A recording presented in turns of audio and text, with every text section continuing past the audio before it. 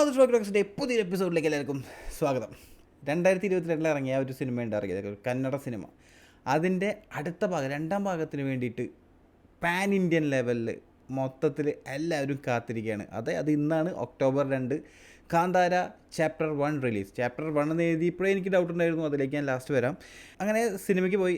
രാവിലെ 6:30 ഷോ വളരെ വൃത്തിയായി കണ്ട് ഇങ്ങോട്ട് വന്നു.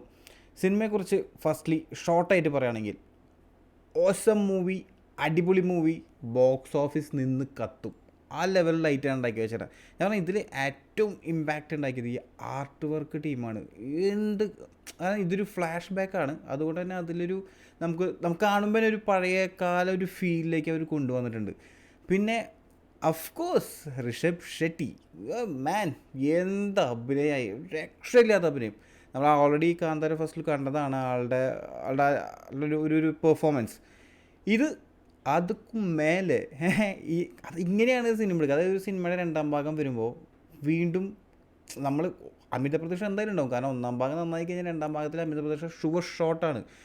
അതെല്ലാം എന്താ പറയുക, ഞാനെന്നല്ല, എന്നെപ്പോലെയുള്ള പ്രേക്ഷകർ ഇന്ന് രാവിലെ എന്ത് തിരക്കായിരുന്നു. ഇത്രയും ഞാൻ ആൾക്കാരെ എക്സ്പെക്ട് ചെയ്തിട്ടേ ഇല്ല. ഒരു കന്നഡ പടമാണ്, അത് നിങ്ങൾ മനസ്സിലാക്കണം.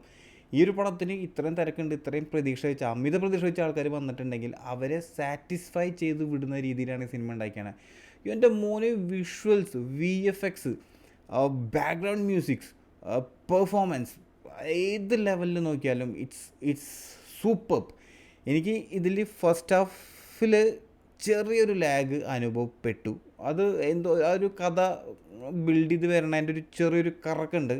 പക്ഷേ ആ ഫസ്റ്റ് ഹാഫ്, അതിന് ആ ഇൻ്റർവെൽ പഞ്ച് എന്ന് നമ്മൾ പറയപ്പെടുന്ന പല സിനിമകളും നമ്മുടെ സെക്കൻഡ് ഹാഫിലേക്ക് ഇരുത്താൻ പോകുന്ന ആ ഫസ്റ്റ് ഹാഫിലെ പഞ്ച്, ഇറ്റ്സ് അമേസിങ് മാൻ. ഒരു രക്ഷയില്ലാത്ത സാധനം. ശരിക്കും എന്താ പറയുക, എനിക്ക് ഭയങ്കര ഇഷ്ടമായി ആ ഫസ്റ്റ് ഹാഫിൻ്റെ എന്താ പറയുക, ആ ഇൻ്റർവെൽ സീക്വൻസ്. എന്ത് രസമാണ്. വിത്തൗട്ട് എനി ഡയലോഗ് നമുക്ക് ആ ഫീൽ അത് കൊണ്ടുവരണമെങ്കിൽ അത് നല്ലൊരു മേക്കറിനെ കൊണ്ടേ സാധിക്കുള്ളൂ. അത് എളുപ്പമല്ല. നമുക്ക് ഡയലോഗ് അടിച്ചിട്ട് വേണമെങ്കിൽ ഈ സിനിമയുടെ ഫസ്റ്റ് ഹാഫിനെ അങ്ങോട്ട് മേലേക്ക് കെട്ടി വയ്ക്കാം. പക്ഷേ വിത്തൗട്ട് എനി ഡയലോഗ് നിങ്ങൾ കാണുമ്പോൾ ശ്രദ്ധിച്ചോ, വിത്തൗട്ട് ഒരു എന്താ പറയുക, ചെറിയൊരു മൂളിച്ച പോലും ഇല്ലാണ്ട് ആ ഒരു എഫക്റ്റ് കിട്ടിയിട്ടുണ്ടെങ്കിൽ it's all about the makers. പാണി അറിയുന്നവൻ പാണി എടുപ്പിച്ചിട്ടുണ്ട്. എനിക്ക് ഏറ്റവും ഞെട്ടലുണ്ടായെന്ന് വെച്ചാൽ ഇതിൽ ജയറാമേട്ടൻ നല്ലൊരു ക്യാരക്ടർ തന്നെ ചെയ്തിട്ടുണ്ട്. അടിപൊളി, രക്ഷയില്ല, സൂപ്പർ, പൊളിച്ച്. പിന്നെ ഇതിലെ സെക്കൻഡ് ഹാഫ് എന്ന് പറയുന്ന ഒരു ഐറ്റം തീയാണ്, ഫുൾ തീ, ഒരു രക്ഷയില്ല. സെക്കൻഡ് ഹാഫിൻ്റെ അവസാനമൊക്കെ എത്തുമ്പോൾ, ക്ലൈമാക്സിലോട്ട് എത്തുമ്പോൾ സിനിമ വേറൊരു റേഞ്ചിലോട്ടാണ് പോകുന്നത്. അവസാനത്തെ ഒരു അരമണിക്കൂറൊക്കെ മാൻ ഒരു രക്ഷയില്ല. ഋഷഭ് ഷെട്ടി സൂപ്പർ, ഒരു രക്ഷയില്ലാത്ത പെർഫോമൻസ്. ഇങ്ങനെയൊക്കെ പെർഫോം ചെയ്യാനൊരു മനുഷ്യന് പറ്റുമോ എന്നുള്ളതാണ് ഞാൻ ആലോചിക്കുന്നത്. കാരണം അങ്ങനത്തെ ഒരു കഥാപാത്രമാണത്. അത് കറക്റ്റ് രീതിയിൽ യൂട്ടിലൈസ് ചെയ്തില്ല എന്നുണ്ടെങ്കിൽ കയ്യിൽ നിന്ന് പോണായിട്ടാണ്, കോമാളി ആവും എന്നുള്ള ഉറപ്പൊരായിട്ടാണ്. പക്ഷേ എന്ത് രസമായിട്ടാ. ഞാൻ അധികം പറഞ്ഞു കഴിഞ്ഞാൽ സ്പോയിലറായി പോകും. നിങ്ങൾ ഈ സാധനം തിയേറ്ററിൽ പോയിട്ട് കാണുക.